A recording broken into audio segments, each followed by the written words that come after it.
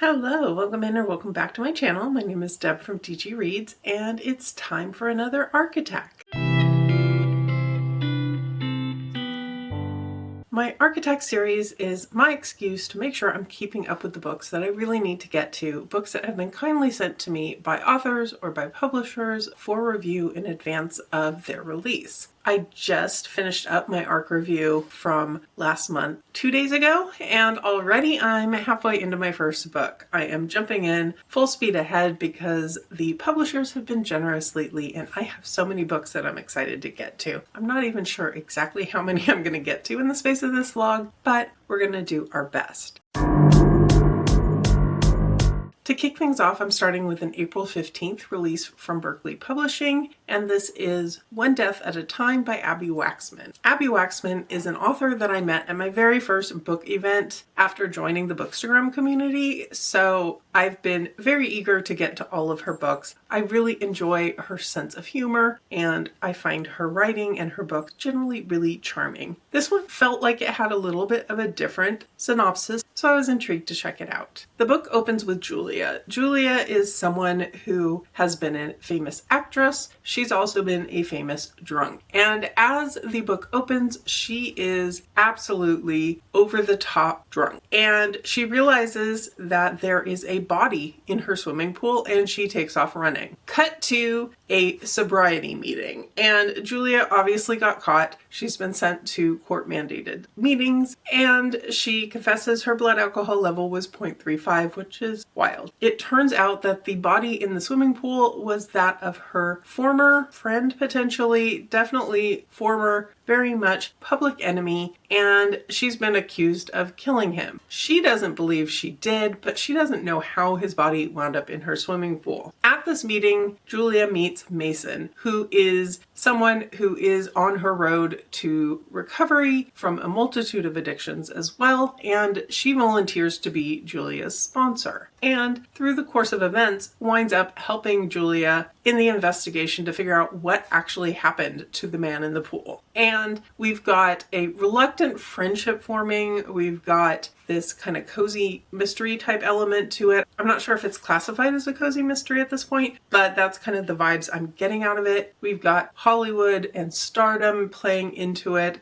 a bunch of quirky characters, just as I would expect from an Abbi Waxman novel, and I'm having a lot of fun with it. This one, I have the audiobook also from PRH Audio, so I was listening to that a bit over the weekend as well, and just having a fantastic time. There's a couple side stories going on in here that I haven't connected with necessarily as much, but I think that could just be me being busy on the weekend, and maybe I missed something, but we'll see how it goes in the latter half of the book. I'll be back once I have some final thoughts on this one and to kick off my next arc. I'm back and I'm holding Kylie's toy hostage, so hopefully she is less than crazy for me to give you a quick update to let you know that I did indeed finish up One Death at a Time and had a fantastic time with it. I think this had the right level of intrigue with the mystery elements, the right level of quirky characters, which is something that I definitely expect going into an Abbi Waxman book, as I think I already told you, and the right mix of humor and some more serious topics and discussions being had as well. I think this one talked quite a lot about the Hollywood industry and the movie industry, with the main characters being somewhat tied into that. We also have discussions of sobriety, and that touched on women in Hollywood, some of the toxic traits of who gets promoted to the top of the kind of hierarchy and things like that. We also have talks about sobriety and addiction, and I really liked that our characters in here are reckoning with that, and they need to stop occasionally to go to a meeting. They need to acknowledge that their history with substances is something that's still an ongoing issue. For Mason, she's a sponsor now, and she's been sober for quite a while. She's got parents who are happy with her, with the way she's turned her life around. And all of this is great, but she still has moments where she wants to go pour a drink. She smells wine and it still sounds good to her. And I like that we see that balance of someone who's succeeding in sobriety, but at the same time, it's not a cure. It's not something that's completely gone from their lives or no longer a risk for them. I think the aspects of found family in here worked really well for me, which is just a trope I really always do enjoy. And in the end, this was a very solid 4-star read. It took me a little bit to get into at the beginning. It took me a little bit to figure out what some of the little side plots were in here, but I think the main bulk of the book really worked well for me, and it's one that I for sure would recommend. And this book will be on shelves April 15th, so I would recommend it. If you hear any background noise, it's because it is incredibly windy outside, but I did want to provide you with an update anyway, and that is because I am now 46% into Great Big Beautiful Life, which is the upcoming release from Emily Henry. By the time you see this, it will already be out, but I just got my hands on the audiobook advance copy from Penguin Random House and Libra FM, and I couldn't resist going ahead and starting it. I needed kind of an uplifting book this week while I was doing some things, and this felt like it would suit the bill. In the story, we're following Alice, and she is a journalist. She writes celebrity pieces. She writes interesting things. They're not necessarily what her parents would consider real journalism, and she's trying to kind of make a name for herself. She has been spending time tracking down a woman named Margaret, and Margaret was the wife of a famous musician, and she really had a connection with his music in her earlier years, and it's something that's kind of a passion project for her. She also thinks that writing this woman's memoir could make a name for herself, certainly as well, but she's also going into it with a lot of optimism and hope, and she has managed to track down this woman in this little town, and she's proud to get the opportunity to finally make her pitch to write this woman's story. But she finds out that there's another contender. Hayden is a Pulitzer Prize winning author, and he's written absolutely devastating, make you cry type of memoir before that Alice knows is fantastic. So she knows he's good competition. She finds out that Margaret is willing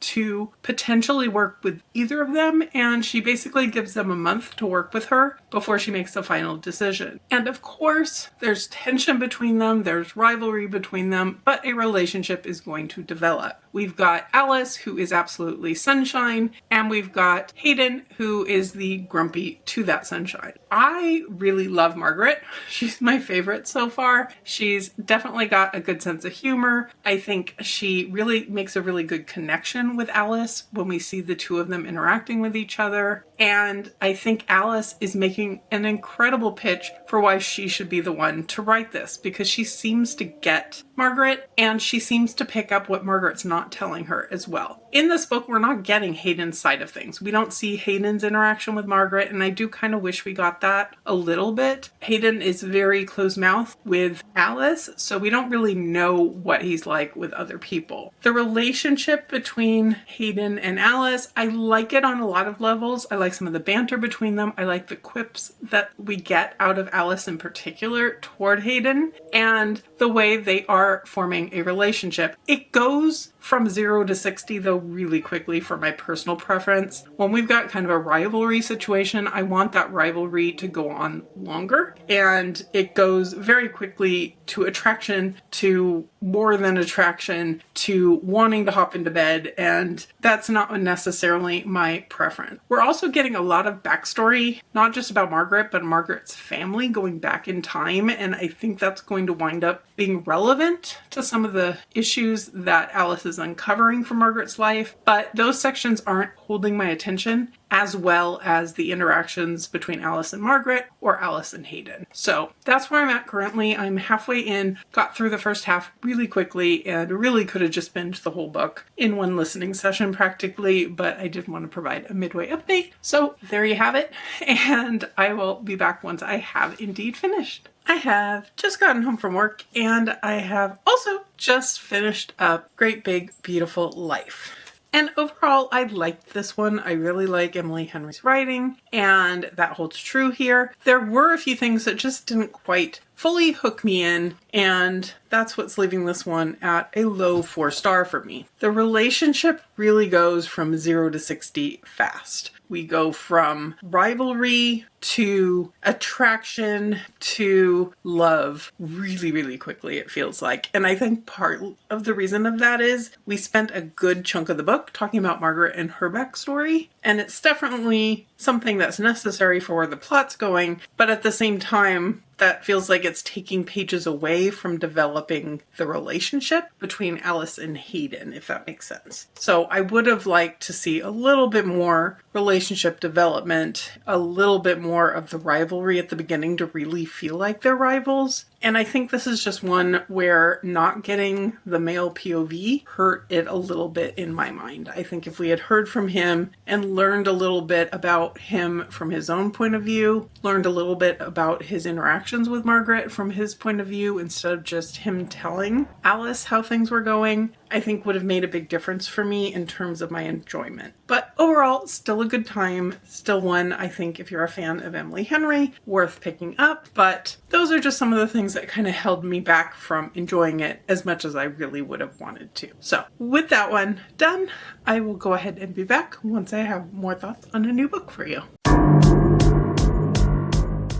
I'm back with a very exciting arc because this is one that was gifted to me by the author, who is a lovely friend of mine, and I'm really thrilled to be reading her book. And that is The Austen Sisters by D. Blankenship. This is self-published. It's coming out on April 8th, so already out there and available for order by the time this video is live. Dee is one of the people I met early on in my Bookstagram journey. I met her through a classics buddy read group, and actually nowadays we are two of the co-hosts for this group. We took it over when the previous host decided to let it go. And we've gotten to know each other, and she was one of the very first people that I actually met in person from Bookstagram as well. I've known for a very long time that she is an avid Jane Austen fan, so when I heard that she was writing a book and that it was a reimagining tied to Jane Austen, I could not be surprised. This book is a reimagining of 5 of the different Jane Austen heroines: Eleanor, Elizabeth, Catherine, Emma, and Anne, and a modern day take on their stories. I'm currently 126 pages into the book and having a fantastic time with it. I really love the way that she's giving each sister their own point of view and their own story, and you're seeing the relationships these sisters form in their full novels pop up in here as well. The 5 sisters have been joined together to go to their cousin Fanny's wedding, and it's at this gorgeous, super high-end resort. The family that Fanny is marrying into is very wealthy, and it's sponsoring the Austen sisters for the week to live in the lap of luxury. The book starts out with a chapter from each of our sisters' POVs, starting with Eleanor, and I swear the opening chapter really was Eleanor as me,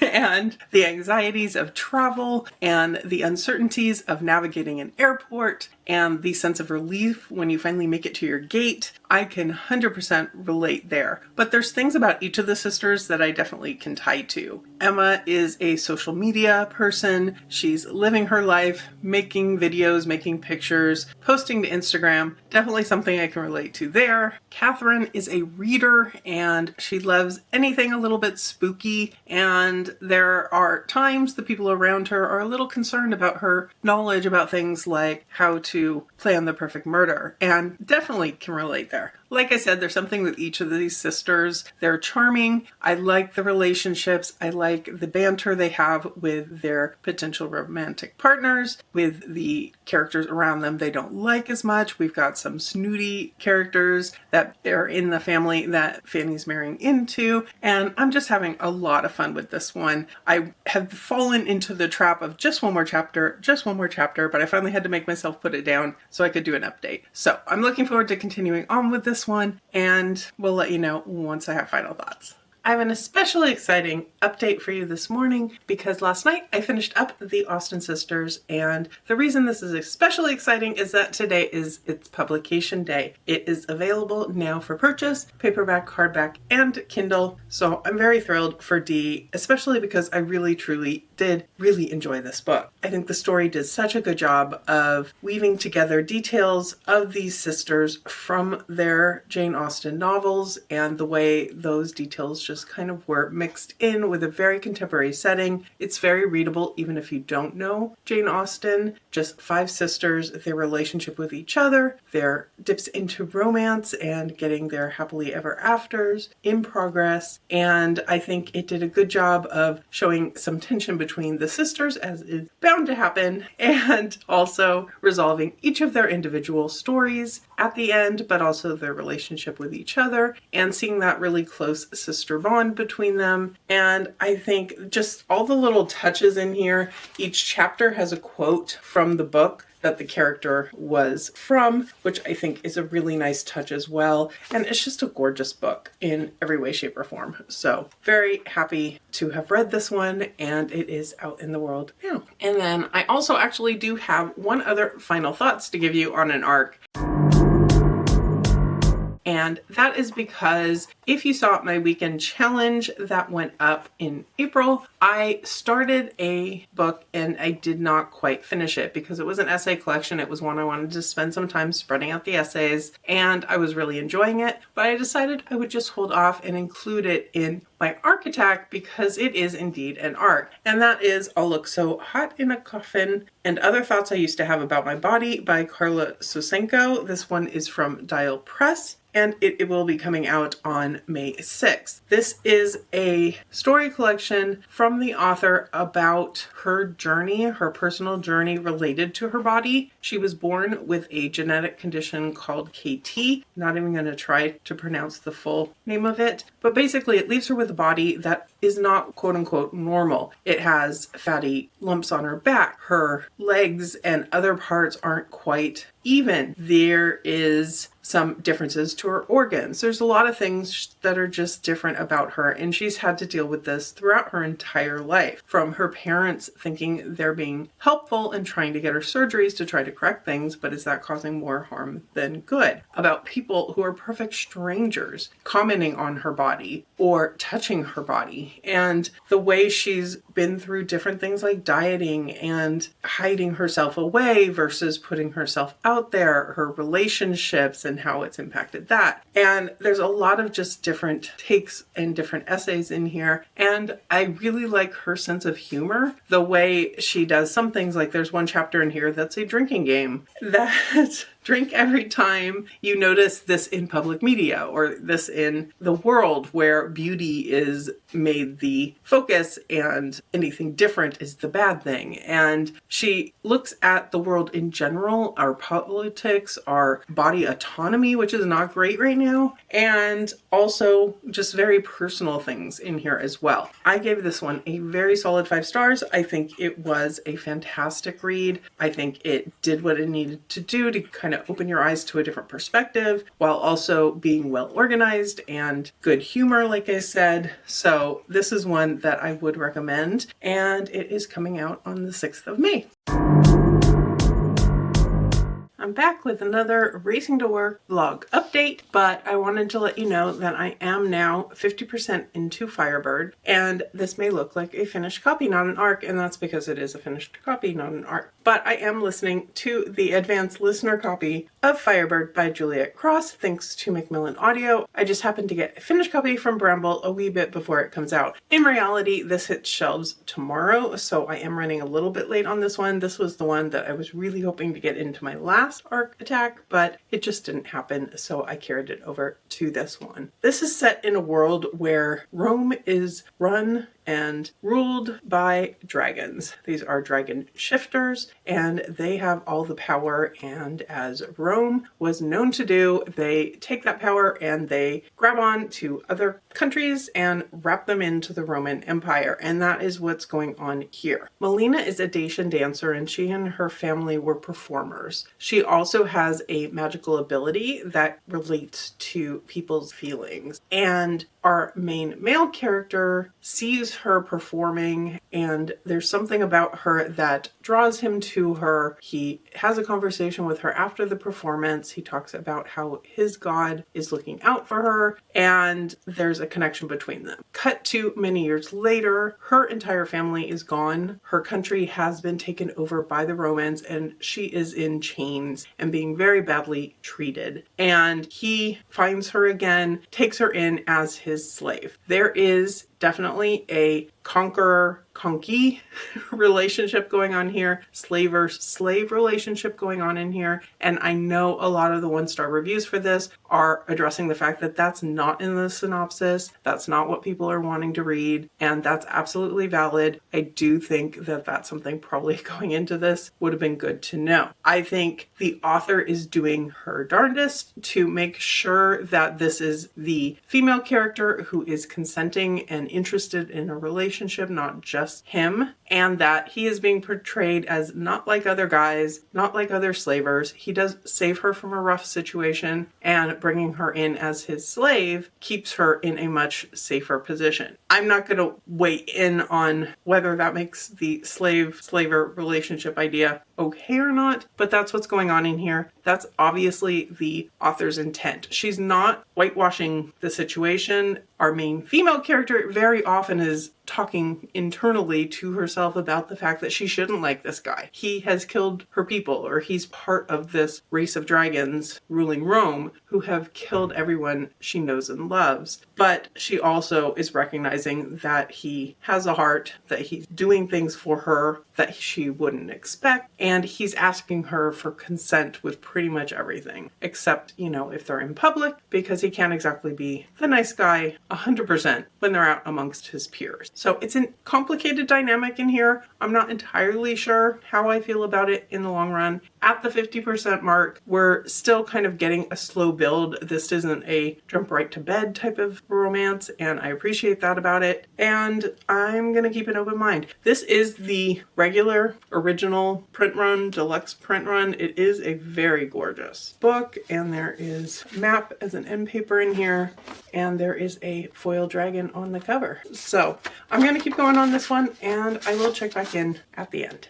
Okay, I finished up Firebird today, and overall, this falls in the category of it was fine. Not to get into spoilers, but there is a twist. Okay, mild spoiler, but it modifies the relationship between our characters. So the dynamic of slave owner is really minimized in some ways. You may or may not feel like it's minimized, but I think that's what the author is going for. I did not personally jive with their relationship too much. I think it was very insta-lust, insta-love. They meet at the beginning of the book, and there's immediate attraction on both sides. And this is before her people are conquered and all of this. He finds her again. He saves her, brings her into his household as a way to protect her, and it goes really quickly from there. She's fighting it because she doesn't think she should like him because he's a Roman and Romans are bad, but ultimately she can't resist him. He's so special. He's so different from everyone else. And that's just not my favorite. I wanted more of the banter. I wanted more of the bickering. I wanted more of the enemies before they become lovers. It goes from lust to love very quickly, it felt like, as well. And the plot and the politics of the world, which I think were really interesting, take a back seat to the relationship, to the smut, to the everything. That's not what I'm in the book for. So I think this is going to work a lot better for a lot of other people. I know some of my friends have really been enjoying it. It just wasn't a really for me type of book. I will say the audiobook was good. I do believe I mentioned I had the audiobook from Macmillan Audio, so that was really well done and a good way to read this story. And I think ultimately this winds up being like a 3.5 for me. Not a me type of book, and that's not the book's fault. The issue of the slave-slaver relationship didn't bother me as much as I thought it might, but I think the fact that the author was really going above and beyond to show this isn't like a normal slave-slaver situation. This guy's different. She's different. I think that was maybe a little bit too heavy-handed for me at times. So, I don't know. Like I said, I know a lot of people have been enjoying this more. I think it's going to work better for others. It just wasn't a perfect fit for me. So with that, I'm going to move on to hopefully a book that is a better fit. I am 40% into Cold Burn by A.J. Landau, and I have a gifted e-arc from Minotaur Books. This one comes out on April 29th. This is the sequel in the National Park Thrillers series, and the first one, Leave No Trace, was one I really enjoyed. This one, however, I am struggling to get into, and I'm not quite sure if it's a me thing or a book thing, but I'll let you know my thoughts. This one is set primarily in Alaska, with the Glacier Bay National Park being one of the main settings that is happening in here. Although I'd really consider the park itself and the national parks themselves in here to be relatively minor compared to the first book. We're following a few different characters and a few different mysteries at the start. And we have Michael, who is a national park investigator, and he is working on a case of a bunch of relics from the native tribes of Alaska being smuggled out. And there's, of course, more to the story than just relics disappearing. And then we have Gina in Florida investigating a case where a body washes ashore, and this person has been tied to a study about the ecosystem, and how exactly that's going to tie into a mystery in Alaska, I do not know yet. The other thing we're following is there was a submarine at the very start of the book that was kind of on secret maneuverings, testings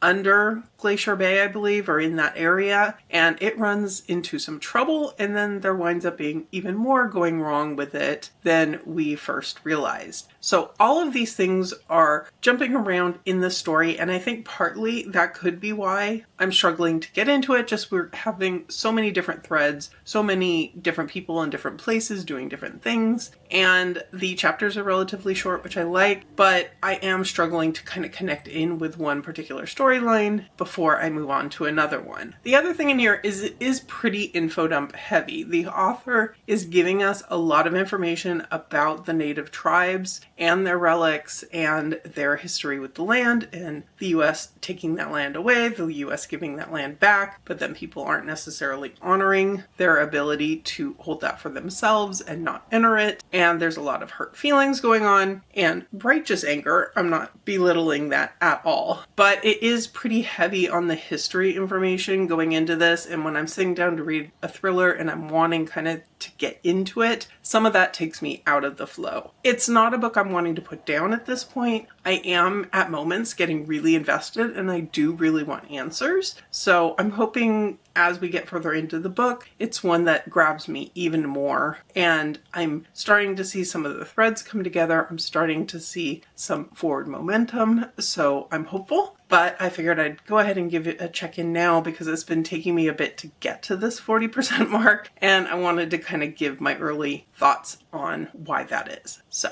I'm going to keep going with this one, and I will check back in with you later.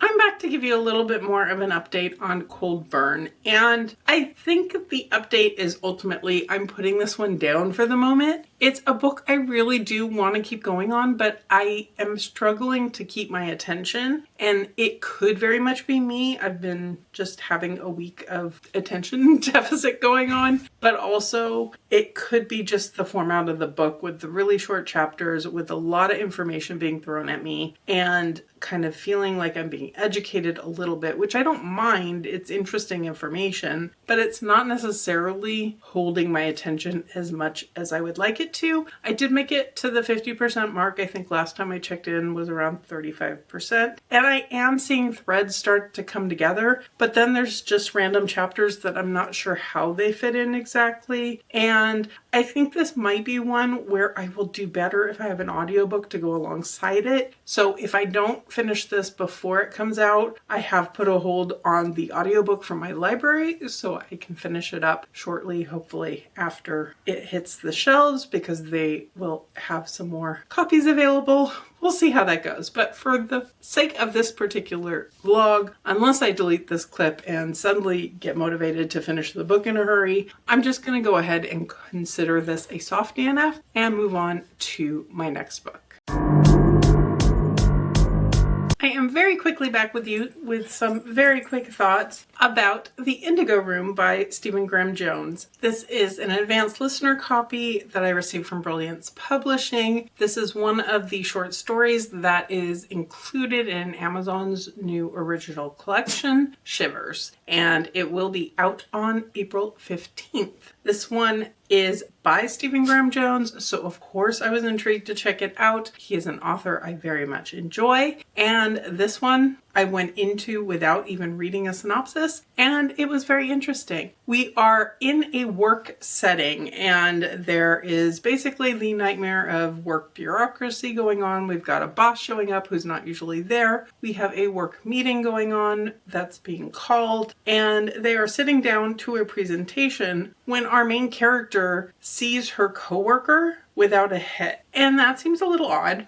Understandably so. And then things ensue, and it seems like maybe she's got some precognition ability going on here. There's blood, there's gore, there's definitely some creepy tension moments. Her son winds up getting dropped off at her office as well, and that leads to some more tension and some more difficulty. So I don't want to say too much with something like this. It's only a 50 or so minute story on audio. I think Goodreads has it down as a 36-page short story. So it's one that I enjoyed. I thought it definitely had some tension moments. There were definitely things that I could draw parallels to in my own work life, and things that upped the tension feeling because of that. It did leave me with some questions at the end, and that's not entirely shocking when it's only a 36-page story, but I did feel a little confused by a few things. It might be something if I had read it physically, I might have picked something else up that I missed on the audio, but overall I thought the audio was well done, the story itself had good tension, and I'd say in the end this one's like a 3.5 to a 4 for a short story. Obviously I didn't do a midway update on something this short. I do have one more from the collection, at least, that I'm hoping to get to this week, so I should have one more of those as well to check in with you about soon, and hopefully one or two more books. We're trying to cram as much as possible into this vlog as I possibly can so I can get it edited and get it out into the world. So I will check back in with you very soon. Kylie is extremely somewhat patiently waiting for me to play some fetch with her before I get into my reading. I've been having a good cozy crochet on the couch type of night, and while I was doing that I've been working on some reading, including reading Jackknife by Joe Hill. This is an advanced listener copy I received from Brilliance Publishing. This is one of the short stories from Amazon in their Shivers collection, and this one I didn't enjoy quite as much as the Stephen Graham Jones book. I think the premise of this one, or the main character of this one, just wasn't my type of character. This is a man who is a professor who had an inappropriate relationship with a student. She was not underage, but barely, and he's not entirely feeling like he did something wrong. He's still interested in her at times as well. So he kind of imploded. He destroyed his marriage. He's now living at an Airbnb separate from his wife, understandably, and he's going for a walk one day and he finds a sycamore tree with a jackknife stuck in it and some writing on it, and this is the type of knife that used to be given to Boy Scouts, and it's something that he kind of wants, so he just takes it out of the tree. Little does he know that this creates problems with this tree. This is something that definitely has some trigger warnings attached, including animal death, including body horror and gore and disturbing imagery. It definitely accomplished those things. It is rather slow, I think, to get to the horror elements, aside from the horror of just this man not being a very good guy. And I think if that had been tightened up, I would have liked it more. I like the idea of this tree and this being the horror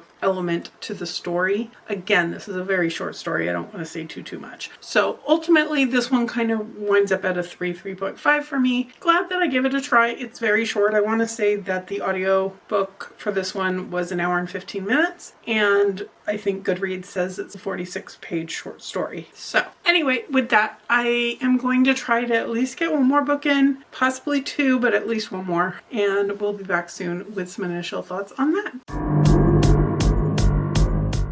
Hello, I am back with you with what might be our final arc for this particular arc attack, or maybe not, but we'll see what the timing brings us. But regardless, I am now 52% of the way into Polybius by Colin Armstrong. I do have a physical arc for this one. I just have hidden it from myself at this moment, and since I do need to get going to work, I'm just going to go ahead and give you the update with a digital cover, because I do also have the audiobook from Simon Audio, and this is one that I have been so far consuming entirely on audio because I was just sitting and crocheting last night and reading my book and having a great time. This book begins with a video game, and there are these men. They are cleaning out, liquidating kind of this business, it sounds like, and in a clean room in this lab type setup, they find this game, and one of the men plays this game, and quickly we see that he gets these violent urges to go kill people, to do bad things, and he doesn't know where this came from. He doesn't realize he's been playing the game for an hour,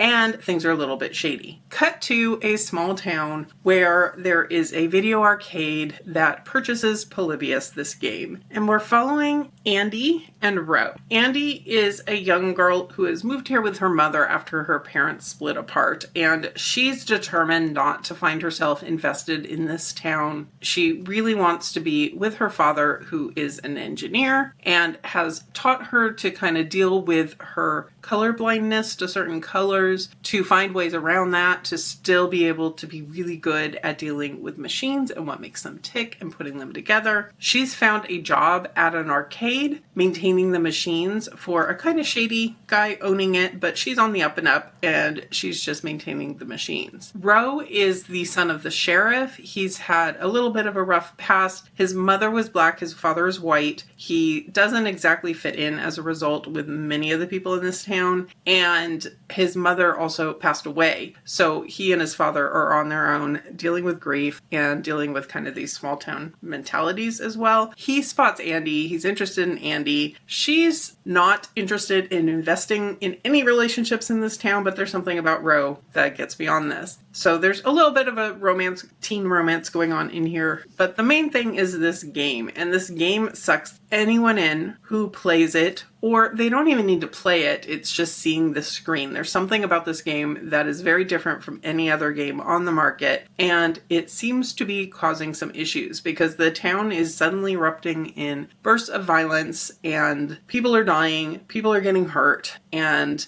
Andy's mom is a doctor. Ro's dad, like I said, is the sheriff, so they're getting involved in figuring things out as well. So far, I'm very interested to see where this is going to go. It's very readable. It's very listenable. It is something that I put on last night while I was crocheting and quickly got to this halfway point and had to put it down so I could make sure to do an update in the morning. So it's definitely got me invested. I will say it's a very slow burn. We're slowly starting to get more and more of the violence, more of the bad outcomes to things. There are trigger warnings in here. Death of family, death of animals, definitely depicted on page, and things like that. We've got some good tension moments where certain characters that we do care about are put in danger and others have to step up or they have to get themselves out of it. So I think there's a lot of good things going on in here. I just want it to pick up the pace a little bit, pick up the action a little bit, and I'm hopeful for the second half that that's going to start happening. So we shall see. But so far I'm liking this one, and we'll be back with some final thoughts. Okay, I'm back with some final thoughts on Polybius, and before I do that, I just have to tell you how incapable I am in life, apparently, because I came to you last time and said, I cannot find Polybius. I just can't find it. Do you want to know where it is? Right here. Right here. And I'm not even talking in a stack. It's on top of a stack. I don't know what's wrong with me. But Polybius, which is out on April 29th, I have now finished. So Oh my, it's Friday and it's been one of those weeks. So with this, the action did indeed pick up in the second half and I enjoyed it much more. I wouldn't say I was not enjoying the first half, but the action picking up definitely had me more hooked, more intrigued, more wanting to keep going. And the second half therefore flew by even quicker, I think, than the first half. But the ending felt a little unfinished to me. The book has a lot of unanswered questions at the end. Some of the characters' fates are unknown, and I'm not the type of reader who needs every single thing answered. I'm okay with kind of vague endings somewhat up to interpretation. But in this case, I just felt like it was a little bit too up to interpretation. Or even not that, it's just I wanted to see where the author thought these characters would wind up. I don't know, that felt a little bit flat for me. But overall, I still had fun with it. I still had a good time. This is landing at a 3.5 for me. So I think if you go in with the right expectations of a slow build, of an ending that's not going to satisfy all of your open questions, I think that this had some interesting twists and turns. There were definitely stakes for the characters that we cared about, and some of the kind of responses to what was going on in here were interesting takes, and I think not outside of the realm of reason. So overall, I had a good time with it. But with that, I have decided to go ahead and wrap up this vlog. I am running out of room on my computer where I do my editing because I've had a couple vlogs going on, and I'm running out of room in the thumbnail to squeeze in more book titles. So I figure it's a good time to wrap this one up. I'm going to try to get it up by the end of April, even though I just put one up, and then just go ahead and get started on my next batch of arcs. And someday maybe I'll actually be at a point where I'm caught up and reading them and getting all the reviews out before publication day. We can hope. Let me know in the comments below, have you read any of these books or any of them on your radar? Or let me know what's an upcoming release you're super excited for. And if you've made it this far and you don't have anything to comment, give me some sort of video game related emoji for Polybius. If you could hit that like button below, I would surely appreciate it. And subscribe if you're interested in more of my arc attacks, more of my book reviews, and more of my bookish content in general. But for now, I'll leave you here and see you real soon in a new video.